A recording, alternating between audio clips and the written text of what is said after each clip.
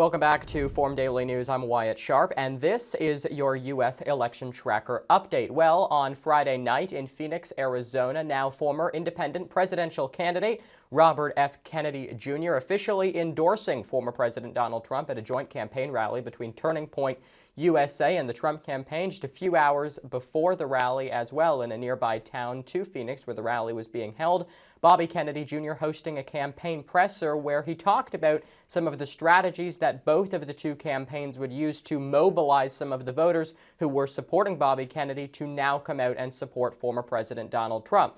Of course, it's also worth mentioning just a few weeks ago, a press call was held by the Kennedy campaign to talk about their efforts to gain ballot access. At the time, they had said they were well on their way to get ballot access in all 50 states plus the District of Columbia, now essentially making those efforts not important or not valid in any way. And joining me now to discuss it all is former Robert F. Kennedy Jr. campaign senior advisor and political TikTok influencer, Link Lauren. Link, thanks so much for being with us. Thanks for having me. Great to be with you.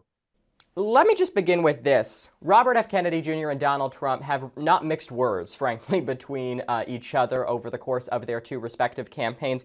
RFK Jr. previously calling Donald Trump, quote, barely human, also calling him a potential sociopath and, quote, the worst president ever. Now, despite these strong statements, the endorsement obviously still happened. Will the endorsement hurt or harm the former president and his campaign?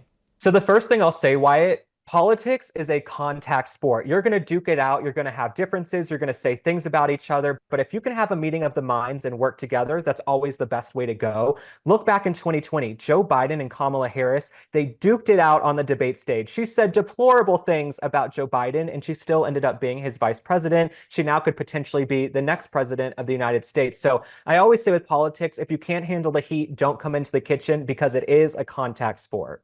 And what about the fact that they still, it seems, are quite far apart on a couple of policy issues? When I interviewed Bobby, he made a lot of references to, for example, his stances on environmental stewardship and what have you, things that it doesn't really seem Donald Trump is putting at the top of his agenda. So I honestly feel like the differences are what makes them stronger. This is all about a unity ticket, unity government. If they thought the same way and had the same ideology on every single issue, this wouldn't be that interesting. So there is this meeting of the minds. It is important for the Kennedy supporters to have a voice in the room. They want Bobby to have a seat at the table to influence policy. They wouldn't need him there if Bobby and Trump were identical on every single issue. And I mean, I guess, too, I'm just wondering kind of what this, does for the Harris campaign, because despite the fact that the official endorsement has been made to Donald Trump, it would seem as if a lot of people, average Americans, for example, who were looking to support Bobby because he represented kind of a new way of doing politics, people who are now just as, disenfranchised as they were before. Is there any world where a lot of the supporters go to Harris as opposed to Trump? Look, I think some of the Kennedy supporters are going to go to Trump. Some are going to stay double haters, right? I don't like that term, but that's the term the media uses. They don't like the Republican Party or the Democratic Party. And then if you look at some of these polls, there are some RFK supporters who have gone to Kamala Harris. I think it's still incredibly early to see how things are going to shake out. I do believe the onus is going to be on Trump to win this election, in the same way I think the onus is on Kamala Harris to win. So an endorsement is great. Every little bit counts in these battleground states where it's razor thin, but the onus is ultimately on the candidates themselves to win or not.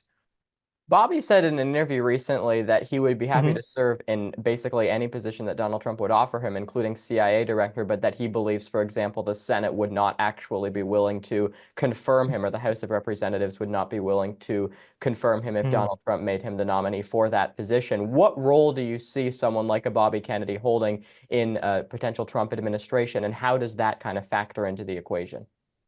So I'm glad you asked this question. I've gotten this question almost every single day, and I always tell people I take things one step at a time. So we've got about 69 days until November 5th with the election. Let's focus on seeing who's going to win this election. And then we have the transition team. We've got a couple months till January and the inauguration to figure out what roles people are going to have. But I think right now the focus is just on who's going to win, and we're not even talking about roles in an administration yet, formal roles. Well, then I guess, looking at it from a more current context, how can the campaign use him throughout the campaign, whether it be surrogate roles or what have you. I mean, he was on Fox News just on Sunday offering his support to Donald Trump, talking about it in the way that any other, advisor or whatever to the campaign would be doing. How much will that kind of move the needle if you actually have RFK out there on some of these TV shows and podcasts and what have you, advocating for the former president? So you only have to move the needle a little bit, and I think it will move the needle. If you look at a state like Arizona, back in 2020, there was 0.3% difference between Biden and Trump. So where it's extremely razor thin, you want to get that message out there. All right, we'll leave it there. Link Lauren, thank you so much.